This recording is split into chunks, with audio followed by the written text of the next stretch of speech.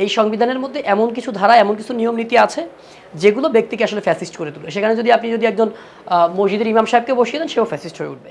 NCP মনে করে গত ৫৪ বছর বাংলাদেশ যে একটা ভঙ্গুর রাষ্ট্র হিসেবে চলছে, এর প্রতিষ্ঠানগুলো ওয়ার্ক করছে না, এর পেছনে দায়ী হচ্ছে বাংলাদেশের সংবিধান। যেই সংবিধানটা ১৯৭২ সালে শেখ মুজিবকে দেখে দেখে তৈরি করা হয়েছিল, অর্থাৎ এক ব্যক্তিকে কেন্দ্র করে, একটা দলকে কেন্দ্র করে এই সংবিধানটা তৈরি করা হয়েছিল। এই সংবিধানের মধ্যে এমন কিছু ধারা এমন কিছু নিয়ম নীতি আছে যেগুলো ব্যক্তিকে আসলে ফ্যাসিস্ট করে তোলে। সেখানে আপনি একজন মসজিদের ইমাম সাহেবকে বসিয়ে দেন, সেও ফ্যাসিস্ট হয়ে উঠবে।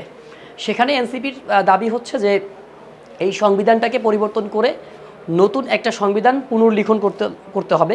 তো এই সংবিধান পুনর্লিখন করতে হলে যেহেতু গণপরিষদ নির্বাচন দরকার নতুন সংবিধানের জন্য, এই জন্যই আসলে এনসিপি এই প্রস্তাবটা আসলে দিয়েছে। কারণ এই সংবিধান দিয়ে আসলে রাষ্ট্র চলছে না। ৫ তারিখের পরে অনেক বড় বড় রাজনৈতিক দলগুলো তাদের আচরণ কথাবার্তা অনেকটা এমনভাবে হয়ে উঠেছে যে তারাও আসলে ক্ষমতায় গেলে, যদি এই সংবিধানের আলোকে তারা ক্ষমতায় যায়, তারাও আসলে অনেকটা আওয়ামী লীগের মতোই তারা ফাংশন করবে। ইতোমধ্যে আমরা দেখেছি যে একটা দুইটা রাজনৈতিক দলের অন্তঃকুণ্ডলে, একটা নির্দিষ্ট রাজনৈতিক দল যদি বলি বিএনপির কথা, তাদের অন্তঃকুণ্ডলে অলরেডি ৭০ থেকে ৮০ জন লোক অলরেডি মারা গিয়েছে ৫ তারিখের পরে।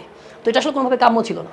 তো এই যে দলীয় স্ট্রাকচার আছে, এই স্ট্রাকচার দিয়ে যদি আসলে তারা রাষ্ট্র ক্ষমতায় আসে বা অন্য কোনো রাজনৈতিক রাষ্ট্র ক্ষমতায় আসে এবং এই সংবিধান থাকে, তাহলে আগামীর বাংলাদেশে আপনাকে, আমাকে, আপনার আমার সন্তানকে আবারও যে ওই বুলেটের সামনে দাঁড়াতে হবে না, আবারও এই ফ্যাসিবাদকে তাড়ানোর জন্য আবারও রাজপথে নামতে হবে না, তার গ্যারান্টি কে দিবে? এই জন্য আসলে বাংলাদেশের নতুন বাংলাদেশ দরকার এবং নতুন ব্যবস্থা দরকার, যাতে করে কোনো দলার ফ্যাসিস্ট হয়ে না উঠতে পারে।